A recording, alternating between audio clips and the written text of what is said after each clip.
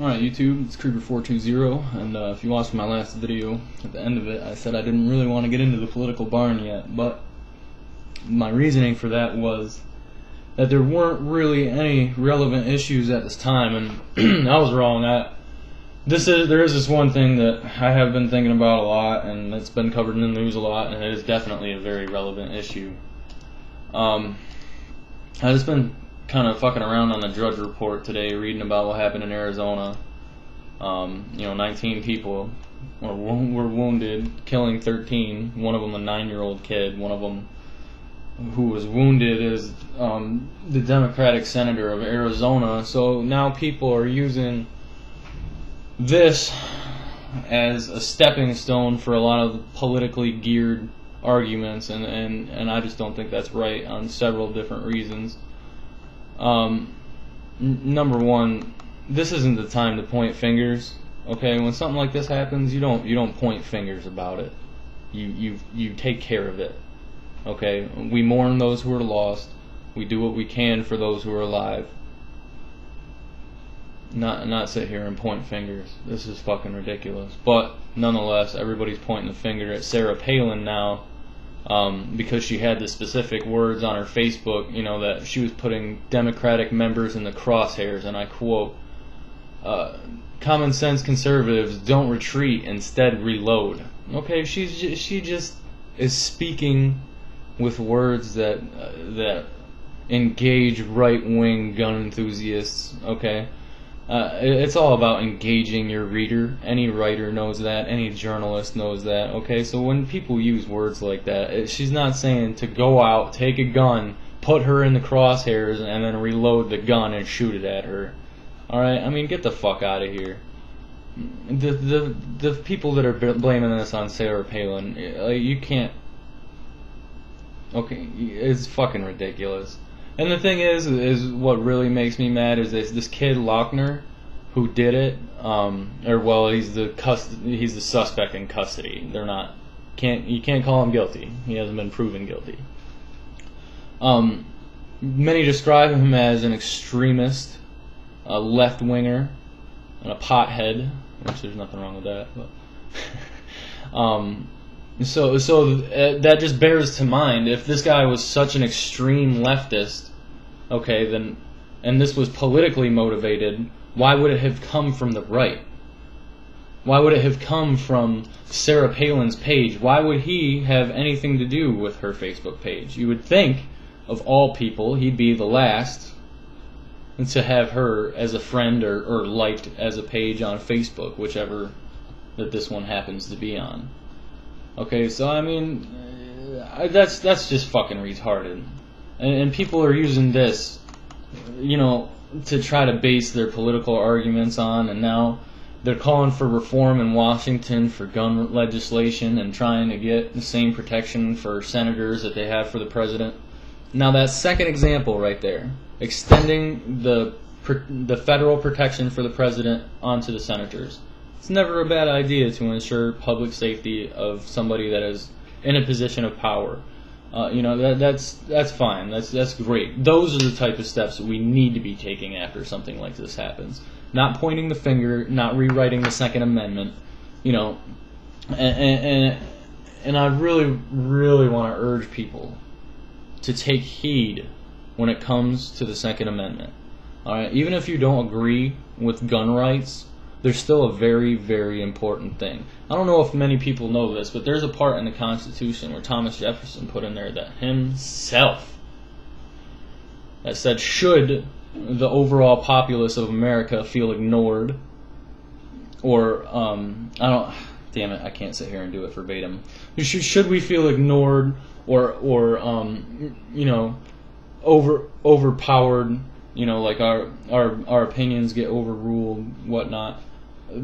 It's actually in the Constitution that the American civilians have a right to rise up and overtake the government in order to remake it. Okay? I'm not saying this is a good idea, by the way. If you take away the Second Amendment right to do that, then you are guaranteeing that the civilians will never be able to rise up against the powers that be, because unfortunately I'm sure that it would be a violent occurrence. Okay, so you have to really look. And I'm not saying that any of this is a bad thing. I'm just saying you need to take all of these things and use it as food for thought. Why would somebody want to take those rights away? Why would a certain political party have such a hard-on for doing that if they didn't have other ideas to go into place afterward?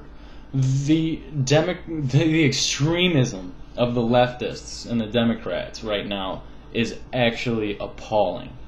Okay, it's really getting bad.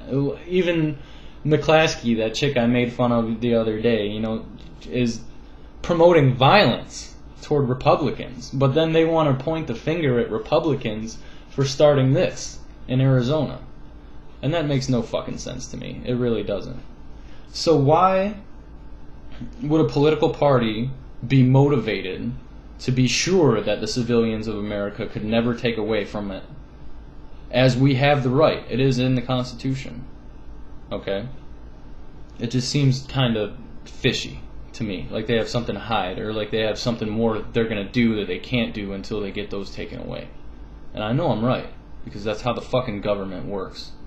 Okay? Just like, this is just covering bullshit with more bullshit, like I said in the other video, I mean, it's fucking retarded to think that, if the super rich have to pay higher taxes, that it's going to benefit the middle class in any way.